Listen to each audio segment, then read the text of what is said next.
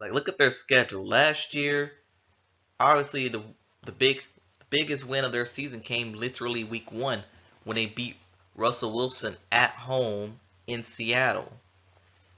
Then they got a lot of high scoring win against Detroit, got into a high scoring game against the Saints, took care of the Cardinals, Chargers, Giants, and Cardinals again before losing to Tampa Bay. After their bye week is when things kind of started to go off the rails. Lost to the Raiders at home, beat the Rams on the road, lost to the Panthers at home for some reason, lost to the 49ers at home, lost to the Chiefs on the road, before getting 2 late season wins against the Jets and Rams to put them in playoff contention. Although that last week they needed some help to get in, particularly from Detroit. Because if you don't know, that week 17 game, it came down to if Seattle was to win that game, Detroit was going to get eliminated. But what if Seattle lost to the Rams that last week? Then that last game was going to be for all the marbles. But don't tell that to the Lions. They still played with a lot of heart and kept the Packers out of the playoffs to put Seattle in. And that's something, and if I'm correct, I do believe they play each other this year. I know there's going to be some kind words for them, for the two teams. But sadly, their season came to an end against the 49ers. And let's be fair, the 49ers were the better team.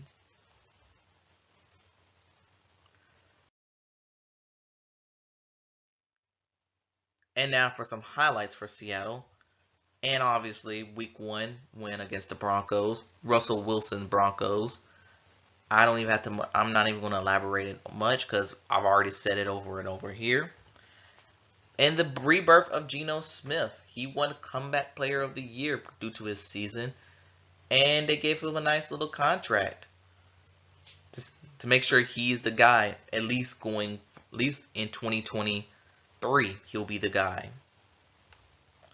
But let's not overshadow the rookies because, in my opinion, Seattle had one of the best rookie classes we've seen in a minute, and it mostly headlined with week 2 with their second round pick Kenneth Walker, running back from Wake Forest and Michigan State.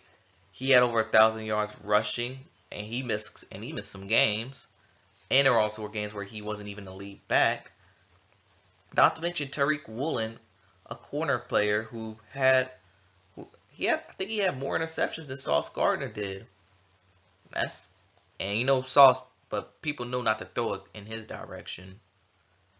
So yeah, Seattle has a lot to build off of with last year's rookies, and with this year crop of rookies coming in, Seattle may be a good team going forward. At least in 2 years, I give them 2 years for them to reach their full potential.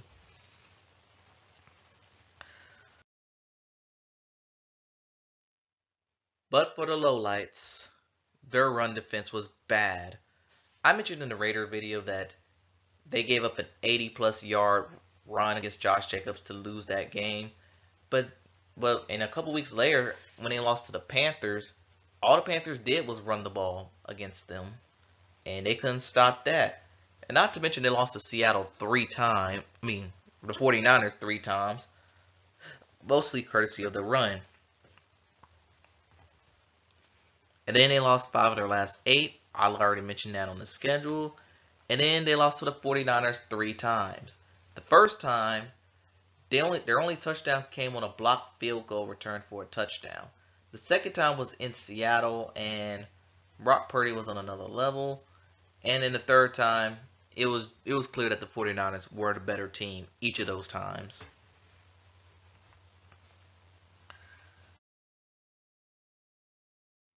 Now, what came in and what left Seattle? Well, they got the return of Bobby Wagner.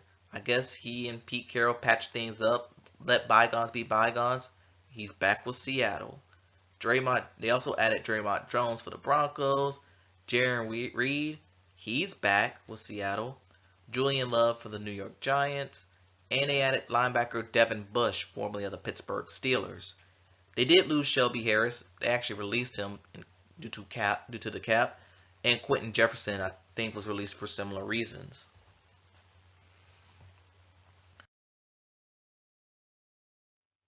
But look at the draft. With the fifth pick, they took the best corner in the draft to pair up with Tariq Woolen and Devon Witherspoon. In my opinion, I felt like that was a really good pick. They also added a new toy to go with Geno Smith and Jackson Njigba Smith, or it's Jackson Smith Njigba. But again, wow. So they got themselves a nice little receiver to go there with them too. But they also added Derek Hall, the defensive end, and added a running back to compete for the starting job with Kenneth Walker, even though Walker had a really good season. But hey, what do we know? And knowing Pete Carroll, his luck on late rounds, I feel like most of these guys' names that you see on here, they're gonna be great. They're gonna be decent contributors for this team. But will Seattle improve from their rebuild year, or will they regress? Let's take a look. All right, Seattle, let's take a look at your schedule. And you're going to start off the season with the divisional opponent in the Los Angeles Rams. Now, the Rams, heading into this matchup, they should be more healthier than what they were last year. And normally in these situations, I would give Seattle the win. But I'm actually going to roll with the Rams to get a road win in Seattle. The Rams are going to be better than what people think. Just watch. Then I got them losing to the Lions week 2. But their first win will come against the Carolina Panthers week 3. And how about, let's give them another Monday night win against the Minnesota Vikings. Why not? Then week 6, they got the Cincinnati Bengals. And I'm actually going to go with the Bengals in this one. I'm very high on Cincinnati this year at their playoff run they had. Then I got them beating the Cardinals just because. Week 8, we have the Cleveland Browns. And I'm going to go with Seattle on this one. They're the home team. Then at Baltimore, how about this? I'm going to give them the road win against Baltimore in this game. Followed by week 10 Sanders. Let's give them another win. Then they got week 11, Rams coming off a bye. This was tough for me to do, but I have the Seahawks getting swept by the Rams this year. And followed that up with, then they got the 49ers thing. You know what? I'll go ahead and give them a win against against the 49ers. They're due for one.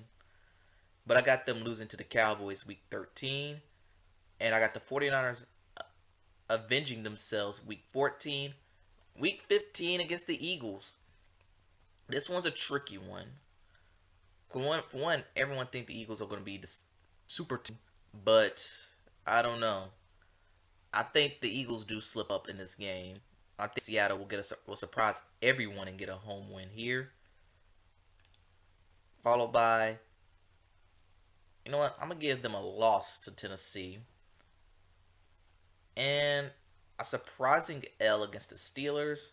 And they're going to close their season with a win against the Cards to put them at 9-8 again.